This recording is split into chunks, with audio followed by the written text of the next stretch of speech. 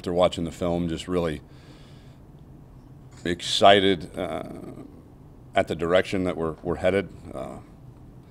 To play a team of that caliber, they were ranked in the top 25 preseason for a reason, and that's a really good football team, really physical football team that we found a way to win, and just the sense on the sideline and just our demeanor and our attitude is headed in the right direction. We're not a finished product yet. Don't know that we ever will be this year, but we are headed in the right direction. Excited to play in this rivalry. It's one that I have been a part of, two of them in '99 and 2000. One very fond memory, one very not so fond memory. 63-14. I still remember that score. It's been embedded into my brain. But I think, this is when you go into one of the most storied rivalries in college football history, if not the most.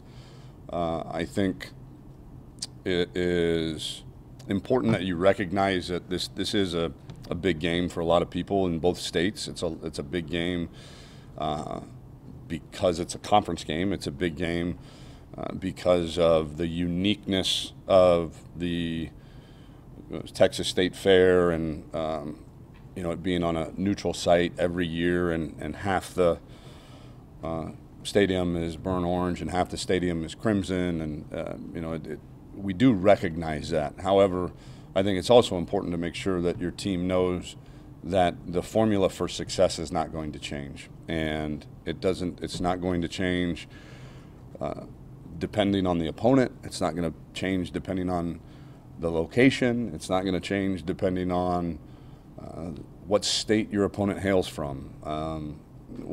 The recipe for success is what it's been the last couple weeks, is prepare really, really hard, and then all the way up until kickoff, and then when the ball is kicked off, cut it loose and trust your preparation and trust the preparation of the guy next to you and his motivation for your happiness and your success. We won't change any of that way of thinking because it is our rival, but we do recognize its place in college football lore, if you will.